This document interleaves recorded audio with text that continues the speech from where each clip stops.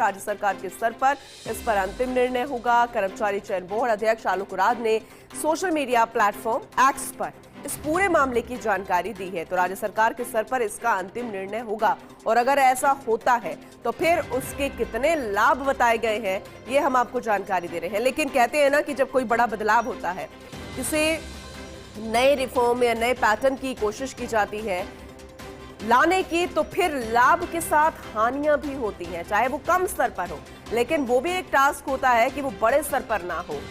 कर्मचारी चयन बोर्ड की ओर से एक बड़े रिफॉर्म्स की तैयारी है। आरएस भर्ती परीक्षा पैटर्न पर एक ही परीक्षा से एक साथ कई भर्ती करवाने की तैयारी है।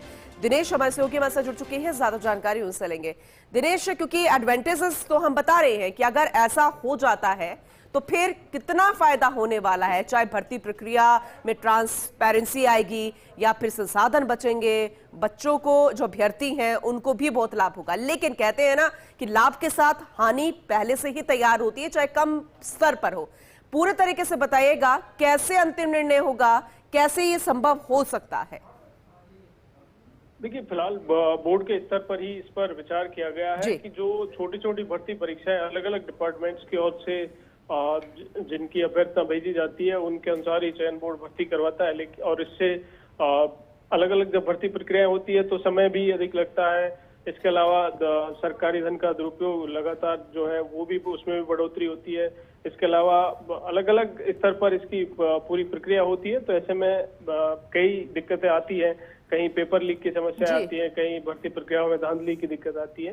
तो ऐसे में चयन बोर्ड ने इस पर विचार किया है कि जिस तरह से आरएस भर्ती परीक्षा होती है और उसमें कई भर्ती परीक्षाओं में अलग अलग विभागों में इसके जरिए अलाइड से भी जो अभ्यर्थी दिए जाते हैं, तो ठीक उसी तरह से अधीनस्थ चयन बोर्ड भी इस प्रक्रिया पर विचार कर रहा है ताकि एक ही भर्ती परीक्षा हो और इससे अलग अलग विभागों की तमाम भर्ती प्रक्रियाओं को कंबाइंड किया जाए और उसी भर्ती प्रक्रिया से उन अभ्यर्थियों का चयन किया जाए। इसके लिए विचार किया गया है और एक सरकार को प्रस्ताव भी भिजवाया गया। हालांकि अंतिम निर्णय राज्य सरकार का होगा और राज्य सरकार इस पर निर्णय लेगी, लेकिन ऐसा होता है तो इसमें समय की भी बचत होगी, भर्ती प्रक्रियाओं में सुधार भी होगा और युवाओं को कम परीक्षाओं में बैठना पड़ेगा, संसाधनों की भी बचत होगी, भर्तियां भी और फास्ट होंगी।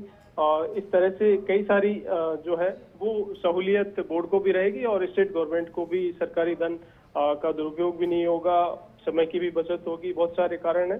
तो बोर्ड, देखिए, लाभ तो बहुत सारे आपने गिना दिए, लेकिन चुनौतियां हमेशा से तैयार होती हैं दिनेश, और बच्चों को फायदा होगा, जाहिर सी बात है, और जो पेंडिंग भर्तियां हैं वो भी बहुत जल्द पूरी होगी अगर ऐसा होगा। लेकिन कब तक इस पर अंतिम मुहर लगेगी और क्या क्या टास्क होंगे ये भी देखने वाली बात होगी। इस पर आगे भी आपसे हम अपडेट लेते रहेंगे। फिलहाल बहुत शुक्रिया विस्तार से इस जानकारी के लिए दिनेश आपका।